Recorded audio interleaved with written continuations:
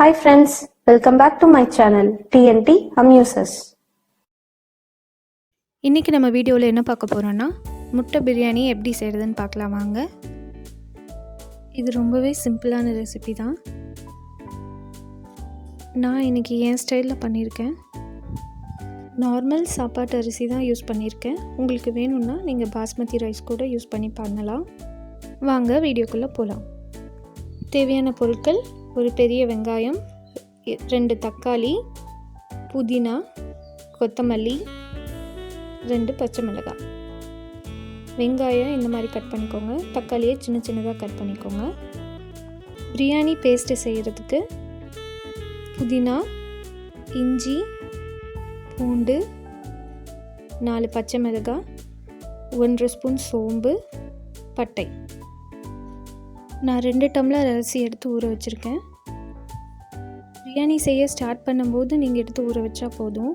ரொம்ப நேரம் ஊறிடுச்சுன்னா பிரியாணி குழஞ்சிடும். பிரியாணி தாளிக்கிறதுக்கு பிரியாணி இலை, பட்டை, கிராம்பு, 2 ஏலக்காய், முந்திரி, 1/2 ஸ்பூன் மஞ்சள் தூள், 1/2 ஸ்பூன் மிளகாய் தூள், 2 ஸ்பூன் பிரியாணி பவுடர். 5 முட்டை வேக வச்சு எடுத்திருக்கேன். 4 சைடும் இந்த மாதிரி சின்ன சின்னதாக கட் பண்ணி வச்சுக்கோங்க. அப்போ தான் நம்ம ஃப்ரை பண்ணுற மசாலா உள்ளே இறங்கும். முட்டை ஃப்ரை பண்ணுறதுக்கு மல்லித்தூள் 1/2 ஸ்பூன், 1 ஸ்பூன் மிளகாய்த்தூள், 1 ஸ்பூன் கரம் மசாலா, 1/2 ஸ்பூன் மஞ்சள் தூள், தேவையான அளவு உப்பு.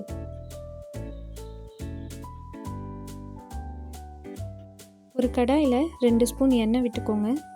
எண்ணெய் காஞ்சதுக்கப்புறம் நம்ம முட்டை ஃப்ரை பண்ணுறதுக்கு வச்சுருக்க மசாலா எடுத்து ஆட் பண்ணிக்கலாம். லோ ஃப்ளேம்லேயே இருக்கணும், இல்லாட்டி ரொம்ப கருகிடும் மசாலா.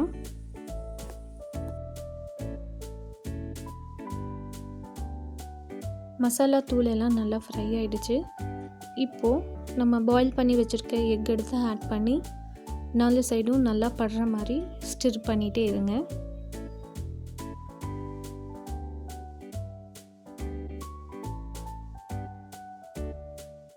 3லிருந்து 4 நிமிஷம் மட்டும் ஸ்டிர் பண்ணுங்கள். மசாலாலாம் இப்போ முட்டையில் நல்லா இறங்கிடுச்சு. இதை எடுத்து தனியாக வச்சுக்கலாம்.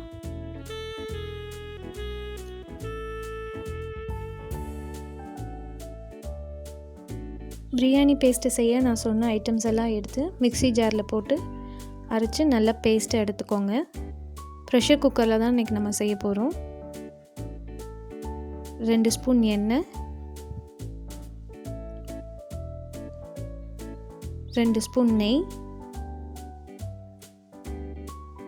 2ம் நல்லா சூடானதுக்கப்புறம் நம்ம எடுத்து வச்சுருக்க பிரியாணி மசாலா ஐட்டம்ஸ் எல்லாம் ஆட் பண்ணிக்கலாம். கூடவே கட் பண்ண வெஜிடபிள்ஸ் எல்லாம் ஆட் பண்ணிவிடுங்க.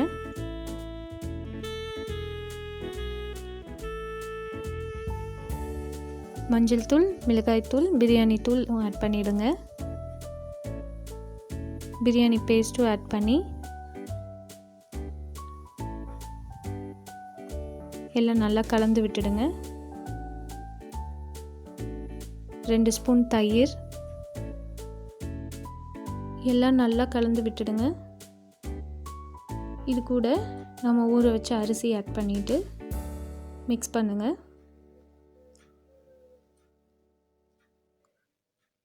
தேவையான அளவு தண்ணி ஊற்றிடுங்க.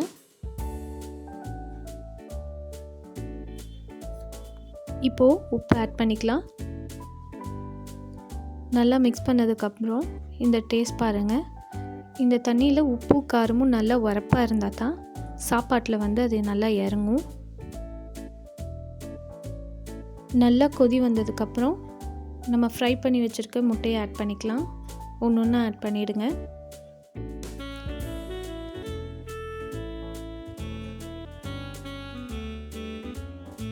இதை அப்படியே லிட் போட்டு மூடி 4 விசில் விட்டு ஆஃப் பண்ணிவிடுங்க.